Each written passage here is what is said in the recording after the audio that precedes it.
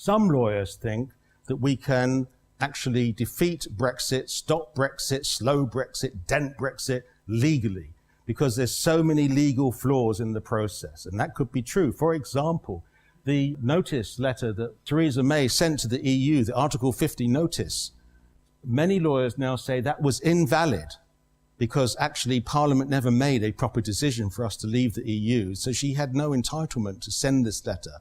The government told Parliament that the decision had been made by the referendum, but the referendum was not capable of making such a decision because the referendum was advisory only. So Parliament never had a proper vote or a proper bill or even debate on actually whether Britain should leave. The same question should have been asked to Parliament that we were asked, and it never had that. So that could be an end of Brexit. There are also other legal challenges to Brexit. For example, there were many British people across the EU who were denied a vote, even though in the Tory manifesto they promised that all British citizens living abroad would get a vote.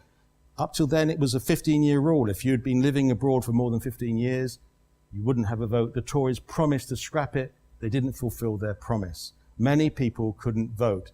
And, you know, there were about citizens from 70 different countries living in Britain who could vote in the EU referendum, but most EU citizens living here couldn't. And that's a hangover from our past. These are mostly people with leave to remain in Britain who are part of our Commonwealth and old empire. It was very undemocratic, in my view. But I have to say that if there was a legal challenge that stopped Brexit, it wouldn't, in my view, be satisfactory. On its own, it wouldn't help the situation. It could cause a huge problem across the country. It wouldn't settle or resolve this problem for a generation, which is what we want. It would make people feel very uncomfortable and think that their democratic vote was being mocked. So I don't actually think a legal solution, although it could maybe help to slow things down, would resolve the issue at all.